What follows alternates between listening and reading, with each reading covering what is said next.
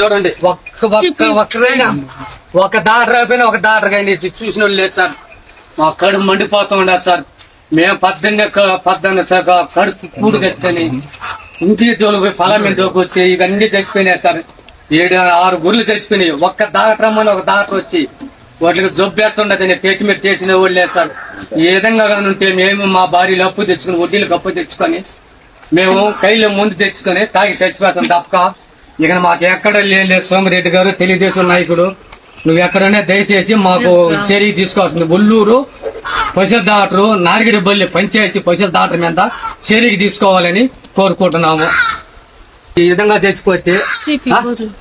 చచ్చిపోతే మేము ఏడ బతకాలి సార్? లక్షలు తెచ్చి దారి పోస్తున్నారు సార్. లక్షలు తెచ్చి చూడు గొర్రెలు సార్, ముందు చూడు గొర్రెలు సార్. ఈ విధంగా చచ్చిపోయినాయి. ఒకరు కాకుండా డాక్టర్లు వచ్చి చాలాకు వచ్చి ఏం జబ్బు అని అడిగేవాడు లేరు సార్. మా పరిస్థితి లేకుండా ఇక అన్ని చచ్చిపోయినాయి. 4 గొర్రెలు ఉన్నాయి. ఆ 4 గొర్రెలుగా చచ్చిపోతే కైలు గిడ్డి ముందు తెచ్చుకుని నేనే నా భార్య చచ్చిపోయి వాడి ఇంట్లో బొనికాల్సిన తప్ప ఇంక ఏం మార్గం లేదు సార్. నువ్వు ఎక్కడున్నా సోమిరెడ్డి గారు, నువ్వు దయచేసి మమ్మల్ని ఒకరా కరుణించాలా.